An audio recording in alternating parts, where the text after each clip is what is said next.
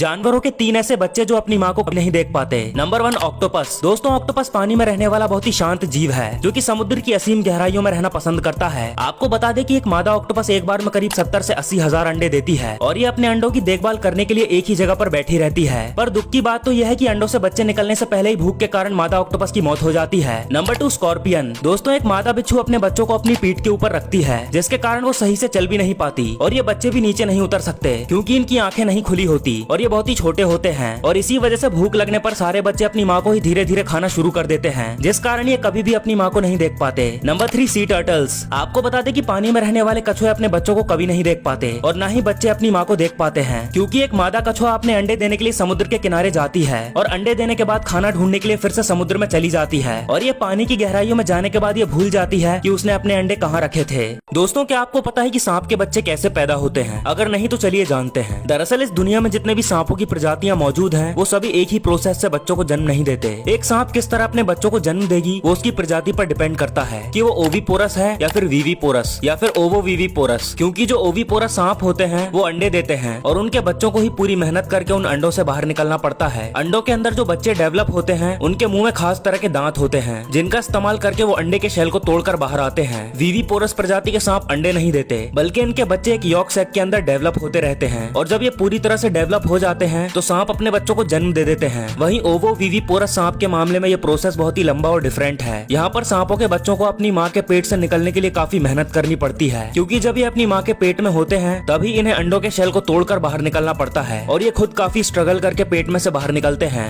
देखो, यहाँ एक आदमी हॉर्नेट को एक मीट का टुकड़ा लालच के रूप में देता है और तभी एक दूसरा आदमी इस हॉर्नेट के ऊपर एक सफेद पॉलिथीन को बांध देता है। अब आप लोग ये सोच रहे होंगे कि आखिर ये सब चल क्या रहा है। असल में दोस्तों, अब हॉर्नेट का छत्ता बर्बाद होना तय है क्योंकि जैसे ही वो अपने घर की तरफ जाएगी ये लोग इस सफेद पॉलिथीन की मदद से छिपे हुए छत्ते का पता लगा लेंगे जिसे कि ड्रोन द्वारा ट्रैक किया जाता है और जैसे ही हॉर्नेट अपने नेस्ट में पहुंचती है तो ये लोग बी प्रोटेक्शन सूट पहनकर उसकी तरफ निकल पड़ते हैं और जैसे ही छत्ते का पता चलता है तो ये व्यक्ति उसे खोदकर बाहर निकालता है और उनके अंडों और लार्वा को नष्ट कर देता है जिसमें उनकी रानी हॉर्नेट की भी मौत हो जाती है। दरअसल ये लोग ऐसा इसीलिए करते हैं क्योंकि एशियन जायंट हॉर्नेट एक आक्रामक कीड़ा है जो कि मधुमक्खी फार्मिंग को बर्बाद कर देता है। असल में हॉर्नेट का मुख्य शिकार मधुमक्खियां होती हैं और इनके कारण लोग बी फार्मिंग नहीं कर पाते। वैसे आपको क्या लगता है, ये लोग हॉर्नेट्स की कॉलोनी को नष्ट करके सही करते हैं? कमेंट करके जरूर बताना। क्या आपको पता है कि अमेज़न के घने जंगल में पाए जाने वाली तितलियां कछुए के आंसू पीती हैं और ये कछुए के आंसू को इतना ज्यादा पसंद करती हैं कि कई सारी तितलियां झुंड में कछुए के सिर पर मंडराती रहती हैं। दरअसल कछुए के आंसू में सोडियम पाया जाता है जिसमें भारी मात्रा में नमक होता है जो हर जीवों के लिए बहुत जरूरी होता है। वहीं अमेज़न जंगल में रहकर तितलियां जो भी आहार लेती हैं उसमें उन्हें सोडियम नहीं मिल पाता जिस कारण वो अपने शरीर में सोडियम की जरूरत को पूरा करने के लिए कछुए के आंसुओं को पीती हैं। दरअसल वैज्ञानिकों का मानना है कि कछुए दूसरे जीवों की तरह यूरिन के जरिए एक्स्ट्रा नमक को बाहर नहीं निकाल पाते लेकिन इनके आंसुओं के जरिए इनका एक्स्ट्रा नमक बॉडी से बाहर निकल आता है और इसीलिए तितलियां जब इनके आंसू पीती हैं तो इन्हें कोई दिक्कत नहीं होती बल्कि इससे इनके आंखों की सफाई हो जाती है। वैसे क्या आपने कभी तितली को पकड़ा है? कमेंट